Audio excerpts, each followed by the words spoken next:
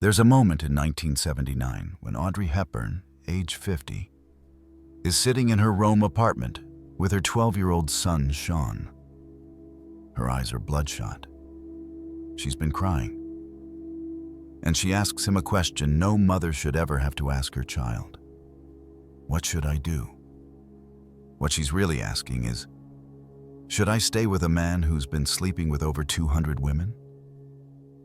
A man who brings mistresses into our home while I'm traveling? A man whose own maid finally had the courage to tell me what everyone in Rome already knows?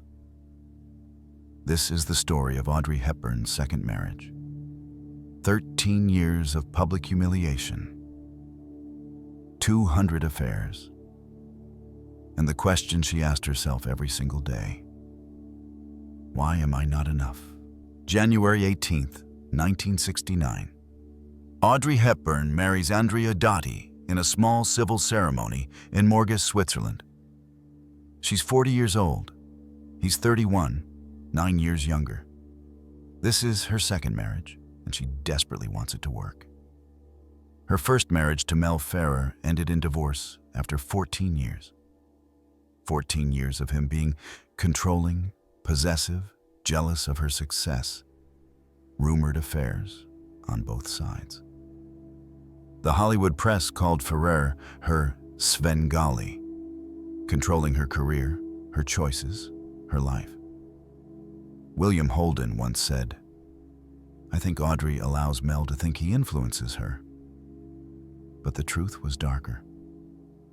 The marriage had been suffocating. When it finally ended in 1968, Audrey felt free.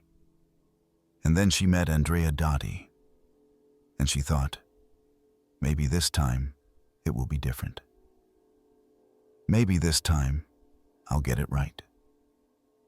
Andrea Mario Dotti, Italian psychiatrist and neurologist, 31 years old, handsome, charming, Roman aristocracy. They met in June 1968 on a Mediterranean cruise with friends. Audrey had just finalized her divorce from Ferrer. She was vulnerable, lonely, exhausted from Hollywood, tired of fame, desperate for normalcy. And Andrea seemed perfect. He wasn't an actor, he wasn't in the film industry. He had his own career, his own identity. He was intellectual, cultured, European, and he wanted children. Audrey, at 40, believed she could have more children. She'd had 5 miscarriages, 5 pregnancies that ended in heartbreak. But she'd successfully given birth to Sean in 1960. She wanted a sibling for Sean. She wanted a big family. Andrea wanted the same thing, or so he said. By January 1969, just 7 months after meeting, they were married. Audrey moved to Rome, enrolled Sean in a bilingual school, settled into their apartment, and 4 months later, she was pregnant. February 8th, 1970. Audrey gives birth to her second son, Luca Andrea Dotti, via cesarean section. She's 40 years old. It's her 6th pregnancy. The previous 5 ended in miscarriage. This one doesn't. Luca is healthy, perfect. Audrey is overwhelmed with joy. After everything, 5 lost pregnancies, the heartbreak, the guilt, the wondering if she'd ever have another child. Here he is, her second son. Sean, now 10 years old, has a baby brother. The family is complete. Audrey believes she has everything she ever wanted. 2 healthy sons, a husband with his own career, a quiet life away from Hollywood and beautiful Rome. She's done with acting. She'll be a full-time mother. She'll dedicate herself to her family. This is what she's always wanted. This is finally her chance. Except Andrea Dotti has other plans. 1970. The affairs begin almost immediately. Or maybe they'd already begun before Luca was even born. It's hard to know exactly when Andrea Dotti's compulsive infidelity started, but by all accounts, It was early in the marriage, possibly from the very beginning. He was young, 31 when they married, 32 when Luca was born. He was handsome, successful, part of Roman high society. And he was married to Audrey Hepburn, one of the most famous women in the world. That should have been enough. But it wasn't. For Andrea Dotti, being married to Audrey Hepburn was a status symbol, not a commitment. He loved the idea of being her husband, the prestige, the fame by association, the invitations to glamorous events. But he had no interest in fidelity. And Rome in the 1970s was the perfect hunting ground for a man like him.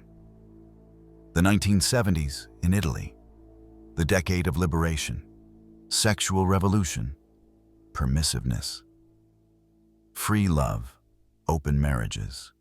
Affairs were common, especially among wealthy Roman aristocrats. Italian men, particularly in upper-class circles, had a reputation, a cultural expectation almost, that they would have mistresses.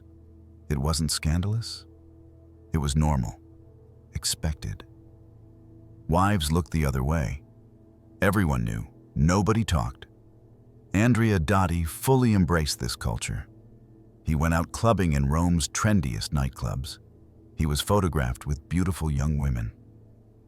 He was seen with actresses, models, socialites. The Italian paparazzi documented everything. And Audrey, at home with 2 sons, read about it in the newspapers. Week after week, month after month, year after year. Audrey Hepburn's husband spotted with mystery woman. Andrea Dotti leaves club with young actress.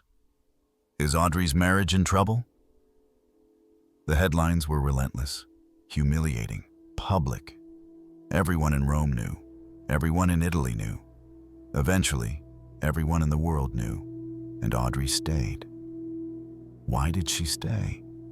That's the question everyone asked then, and the question people still ask now. Why did Audrey Hepburn, elegant, dignified, beloved by millions, a woman who could have had any man she wanted, stay with a man who humiliated her publicly for over a decade? The answer is complicated. First, Luca. Audrey was fiercely protective of her sons. She'd grown up without a father. Joseph Hepburn Rustin abandoned her when she was 6, and she later called it the most traumatic event of my life. She didn't want that for Luca. She didn't want her sons growing up in a broken home. Sean had already experienced one divorce when Audrey and Mel Ferrer split in 1968. She couldn't do that to Luca, so she stayed. For the children. Second, guilt. Audrey blamed herself. She wondered if Andrea's affairs were her fault. Was she too old, too famous, too busy with the children, not attentive enough? She internalized the betrayal. Third, hope. She kept hoping he'd change, that the affairs were a phase, that he'd grow up, settle down, recommit to the marriage. She kept hoping that if she just loved him enough, if she was patient enough, if she forgave him enough, he'd stop. But he never did. 1972. 2 years into the marriage, Andrea's affairs are common knowledge. The Roman paparazzi follow him constantly. Photographs appear in tabloids. Andrea with young actresses at nightclubs. Andrea leaving restaurants with beautiful women. Andrea at parties without Audrey. And Audrey is at home in Rome, trying to be a good mother, trying to hold the family together. She rarely goes out. She rarely socializes. She's essentially retired from acting. She hasn't made a film since 1967's Wait Until Dark. She's devoted herself entirely to motherhood, and her husband is publicly humiliating her. In 1972, Audrey suffers another miscarriage. It's her 6th pregnancy loss. She's 43 years old. The stress of Andrea's infidelity, the constant anxiety, the public humiliation, it's taking a toll on her body. The miscarriage devastates her. But Andrea doesn't stop. He doesn't even slow down. The affairs continue. 1973. Audrey suffers her seventh and final miscarriage. She's 45 years old. This is the end of her hope for more children. 7 pregnancies, 2 live births, 5 miscarriages. Her body can't take anymore. Her heart can't take anymore. And Andrea is still cheating, still going out, still bringing women home. Because that's the part that makes it even worse. He wasn't just having affairs outside the home. He was bringing mistresses into their apartment, into the home where Audrey and their sons lived. While Audrey was traveling, which she rarely did, but occasionally had to for work or family, Andrea would bring women to their Rome apartment, and the maid saw everything. The maid. We don't know her name. She's never been publicly identified. But she's the hero of this story, in a way, because she's the one who finally told Audrey the truth. For years, the maid watched Andrea Dotti bring women to the apartment while Audrey was away. Different women. Many women. Young women, actresses, models, women in their 20s. She watched him disrespect his wife in her own home. She watched him flaunt his affairs while Audrey was gone, caring for their children, working to support the family. And finally, the maid couldn't stay silent anymore. She told Audrey, not in anger, not to be cruel, but because Audrey deserved to know, because someone had to tell her the truth. Your husband brings women here when you're gone. That's what the maid said. Simple, direct, devastating, and Audrey already suspected. But hearing it confirmed, hearing that Andrea was betraying her in her own home, in the space where their children lived, broke something inside her. 1979. Audrey is 50 years old. She's been married to Andrea Dotti for 10 years. A decade of humiliation, a decade of infidelity, a decade of hoping he'd change and watching him prove over and over that he wouldn't. And now her 12-year-old son, Sean, her firstborn from her marriage to Mel Ferrer, is old enough to understand what's happening. He sees the newspapers. He hears the gossip. He knows his stepfather is unfaithful. And Audrey, with bloodshot eyes from crying, sits down with Sean and asks him, "What should I do?" Think about that for a moment. Audrey Hepburn, one of the most famous women in the world, a symbol of grace and elegance and strength, is asking her 12-year-old son what she should do about her marriage.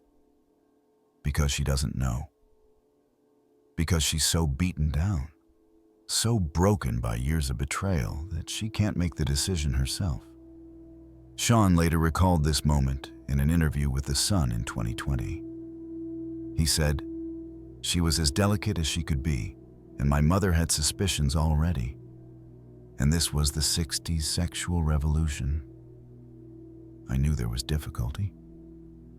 My mom sat me down with bloodshot eyes, told me what was going on, and asked me what I thought." 12 years old. And his mother is asking him if she should stay with a man who's been cheating on her for a decade. What do you even say to that? If you're starting to realize that even icons aren't immune to toxic relationships, subscribe so you don't miss the rest of this story, because Audrey stayed 3 more years. How many women? That's the question everyone wants to know. The exact number is impossible to verify, but multiple sources, biographers, journalists, people close to the family, estimate that Andrea Dotti had affairs with over 200 women during his 13-year marriage to Audrey Hepburn. 200. Some sources say it could be more. Think about the math. 13 years of marriage. 200 plus women. That's approximately 15 affairs per year, more than one new woman per month, for over a decade. This wasn't a momentary lapse in judgment. This wasn't one affair that got out of hand. This was compulsive, serial infidelity. This was a man who fundamentally did not respect his wife, his marriage, or his vows. And when confronted, Andrea's response was dismissive. "I was no angel. Italian husbands have never been famous for being faithful." That's not an apology. That's an excuse. That's cultural justification for cruelty. And Audrey heard it and stayed anyway. The 1970s drag on. Audrey is essentially living as a single mother in Rome. Andrea goes out constantly. Nightclubs, parties, dinners with colleagues. He's rarely home. When he is home, he's distant.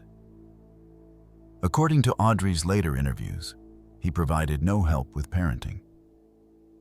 After Luca was born, Audrey quickly realized that Andrea had no interest in being an involved father. He was charming with the boys when it suited him. Sean later described Andrea as fantastic at creating games and experiments to entertain the children. But the day-to-day work of parenting, that was entirely on Audrey. Years later, Audrey would say, "Doctors are great with their patients, but they never want to take care of their families." A bitter truth learned through experience. Andrea was a psychiatrist. He studied human behavior for a living. He helped patients navigate relationships, emotions, mental health. But he couldn't, or wouldn't, be emotionally present for his own wife and children. By the late 1970s, Audrey is considering leaving. But she's trapped by guilt and fear. Guilt about breaking up the family. Fear that she's failed again. This is her second divorce. What will people think? What will it do to Luca? And there's another factor. Audrey's own childhood trauma. Her father abandoned her when she was 6. She spent her entire life trying to fill that void. First, by searching for him. She found him in Dublin in 1964, and he rejected her coldly. Then by seeking father figures in the men she married. Her son Sean later said, she was looking for a father figure in her husbands. Mel Ferrer was 12 years older. He was controlling, but he was also stable, reliable there. Andrea Dotti was 9 years younger. Not a father figure, but she hoped he'd be a partner. Neither worked. And now she's facing the reality that she can't fix this. She can't make Andrea love her the way she needs to be loved. She can't make him faithful.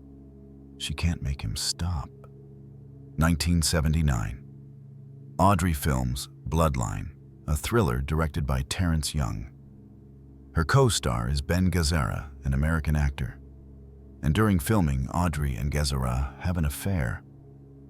It's Audrey's first documented affair during her marriage to Andrea. There were rumors of an affair with Robert Anderson, the screenwriter of The Nun Story, during her marriage to Mel Ferrer, but that was never confirmed. The affair with Gazzara is different. It's mutual solace. They're both unhappy in their marriages. They're both hurting. Gazzara later said, "Audrey was unhappy in her marriage and hurting. I was unhappy in my marriage and hurting. And we gave solace to each other, and we fell in love." It's not a grand passion. It's not a scandal. It's two wounded people finding comfort in each other. When Bloodline wraps, they go their separate ways. Audrey returns to Rome, to Andrea, to the marriage that's slowly killing her. But something has changed. The affair with Gazzara showed Audrey that she's still desirable, still capable of connection, still worthy of affection. And it reminded her that she doesn't have to accept Andrea's behavior. She doesn't have to live like this. So in 1980, Audrey does something she hasn't done in years. She goes to a party, a friend's party. And there, she meets Robert Wolders, Dutch actor, widower of actress Merle Oberon, 50 years old, kind, gentle, attentive. And when he asks her out to dinner, she says she has a night shoot. It's a polite rejection. She's still married. But the next day, Audrey invites him for a drink at the Pierre Hotel. The drink turns into a 3-hour conversation. And Audrey realizes, this is what connection feels like. This is what it feels like to be seen, heard, valued. This is what's been missing from her marriage for over a decade. Audrey and Robert begin a relationship. Not publicly, not immediately, but privately, quietly, they start falling in love. And when Andrea finds out, his reaction is surprising. He's not angry. He's not jealous. He's relieved. According to sources close to the family, Andrea told Audrey, "You're glowing. This is good for you." Because the truth is, Andrea didn't want to be married anymore either. He'd gotten what he wanted from the marriage. The status, the connections, the prestige of being Audrey Hepburn's husband. But he'd never wanted the commitment, the fidelity, the actual work of partnership. So when Audrey fell in love with Robert Wolders, Andrea saw it as an exit, a way to end the marriage without being the villain. Except he already was the villain. 13 years, over 200 women, public humiliation, 2 miscarriages during the marriage. And now he's acting like he's doing her a favor by letting her go. 1982, Audrey and Andrea Dotti officially divorce. It's been 13 years. Luca is 12 years old. Sean is 22. The divorce is quiet, amicable on paper. There's no custody battle. Audrey gets primary custody of Luca, but Andrea remains involved in his life. Unlike Mel Ferrer, who Audrey cut off completely after their divorce, she only spoke to him twice in the remaining 25 years of her life. Audrey stays in contact with Andrea for Luca's sake. Because despite everything, the affairs, the humiliation, the betrayal, Audrey is still putting her children first. Luca loves his father. Andrea, for all his flaws as a husband, was a present father when he chose to be. So Audrey doesn't poison Luca against Andrea. She doesn't tell him the full truth about the 200+ women. She just moves on. Or tries to. Andrea Dotti goes on to live a long life. He remarries. He continues his career as a psychiatrist and neurologist. He's respected in his field. And in interviews, when asked about his marriage to Audrey, he shows no remorse, no regret, no acknowledgement of the pain he caused. Instead, he blames her fame. "I was no angel. Italian husbands have never been famous for being faithful. But she was jealous of other women, even from the beginning." That's victim blaming. That's rewriting history. That's a man who cheated with 200+ women saying his wife was jealous. As if her jealousy was unreasonable. As if she didn't have every right to be hurt, angry, devastated by his behavior. Andrea Dotti died in September 2007 at age 69 from complications of a colonoscopy. Audrey had been dead for 14 years by then. And even in death, his legacy with her is one of betrayal. Meanwhile, Audrey's life after divorce is finally peaceful. She and Robert Wolders move in together. They never marry. Audrey refuses. She's been married twice. Both marriages failed. Both husbands betrayed her. She's done with the institution of marriage. "Why mess with a good thing?" she says when asked. "It's more romantic this way because it's not another piece of paper, but out of loyalty to each other that binds us together." Robert agrees.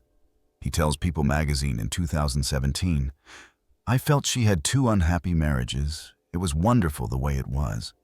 When Audrey would be asked, she'd also say, "Why mess with a good thing?" For 13 years, from 1980 to 1993, Audrey and Robert are together. Unmarried, uncommitted on paper, but deeply, genuinely in love. It's the healthiest relationship Audrey ever has. And it happens only after she stops looking for a father figure, stops trying to fix broken men, stops accepting crumbs of affection from partners who should give her everything. 1988, Audrey becomes a UNICEF Goodwill Ambassador. She's 59 years old. She's done with acting. She's done with Hollywood. She's found peace with Robert. And now she wants to give back. She travels to Ethiopia, Somalia, Sudan, Bangladesh, the most desperate places on earth. She holds starving children. She sees the kind of suffering she experienced during World War II in the Netherlands, and she dedicates the last 5 years of her life to helping them. The work is exhausting. The travel is brutal. She's exposing herself to disease, extreme heat, contaminated water. But she doesn't care. This is her redemption. This is her purpose. This is what she was meant to do. And Robert supports her completely. He travels with her. He never complains. He never asks her to stop. He just loves her. That's what real partnership looks like. After 13 years with Andrea Dotti, 13 years of affairs, humiliation, betrayal, Audrey finally understands what love is supposed to be. 1989.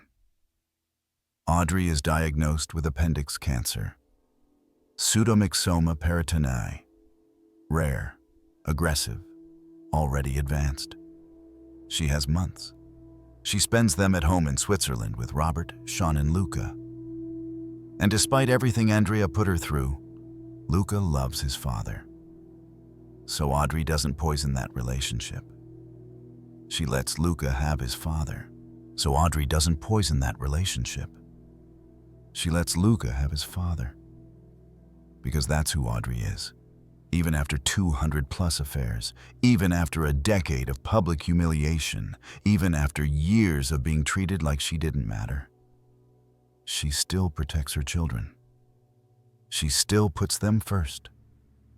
On January 20th, 1993, Audrey Hepburn dies at home.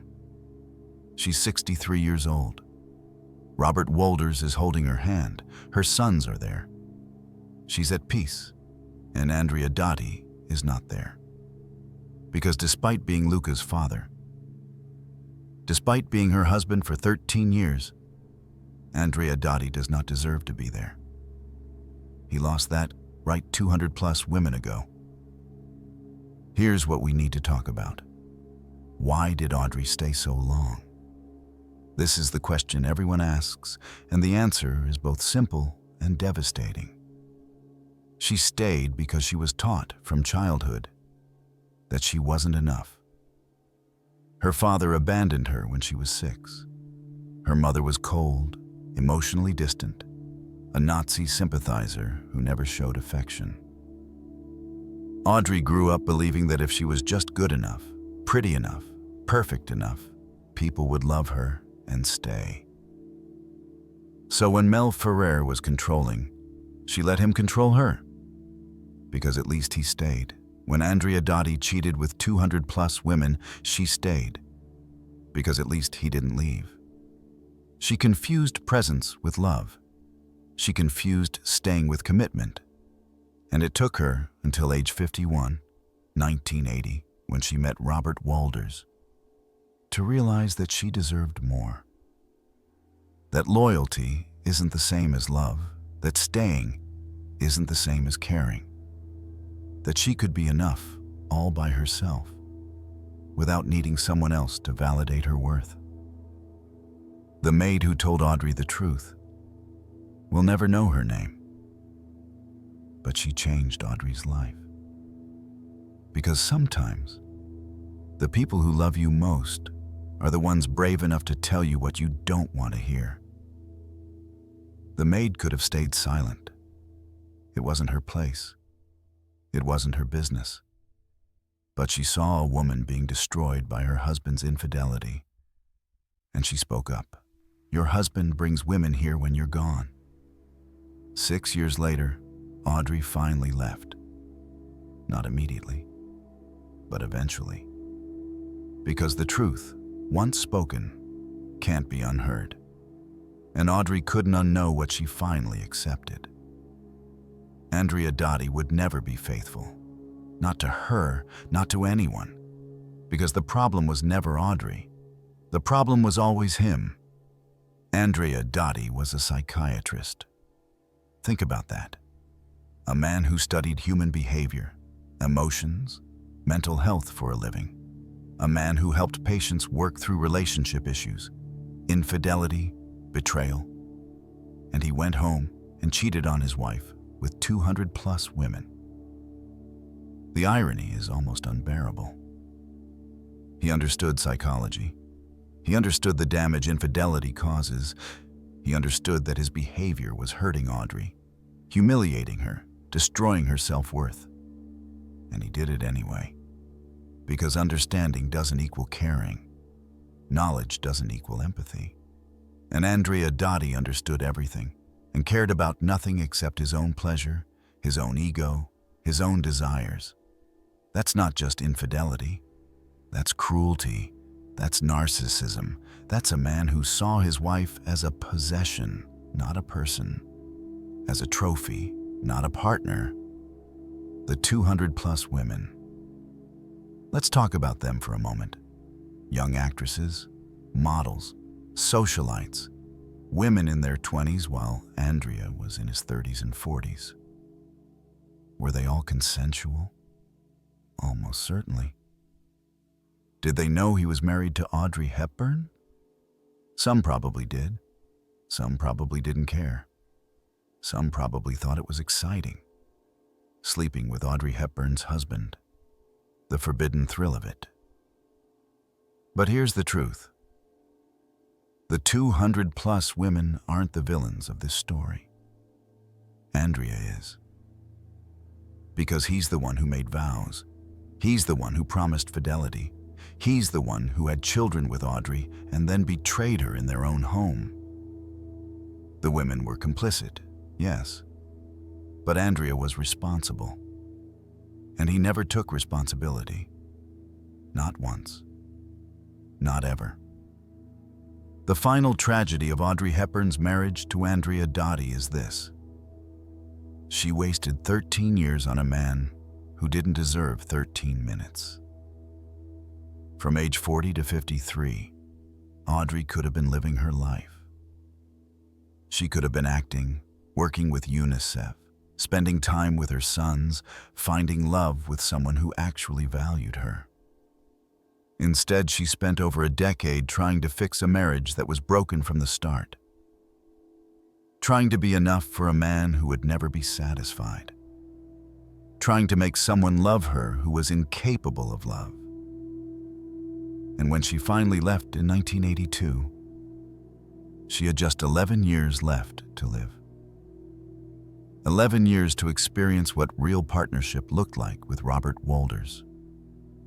11 years to do her UNICEF work, to travel the world helping children, to find purpose and peace. She died at 63. She deserved more time. She deserved better than Andrea Dotti. She deserved a man who would honor her, cherish her, be faithful to her. And for 13 years, she accepted less. Not because she was weak, but because she was too strong. because she believed she could endure anything. And she did. But she shouldn't have had to. If you want to understand why women stay in relationships that hurt them, subscribe to this channel. Because Audrey Hepburn's story isn't unique.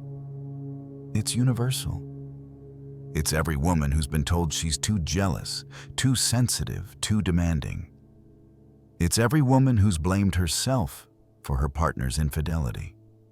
It's every woman who stayed because she didn't want to break up the family, because she hoped he'd change, because she believed she didn't deserve better. Audrey Hepburn was one of the most famous women in the world, and even she couldn't escape the cycle of accepting less than she deserved. That's not a personal failing. That's what trauma does. That's what abandonment teaches you. That's what happens when you grow up believing you're not enough. And it takes extraordinary strength to break free. Thanks for watching. See you in the next one. This is Audrey Hepburn, The Hidden Truth. From wartime horrors to Hollywood secrets, we uncover what they've been hiding for decades. Subscribe to discover the dark truth behind the elegant image.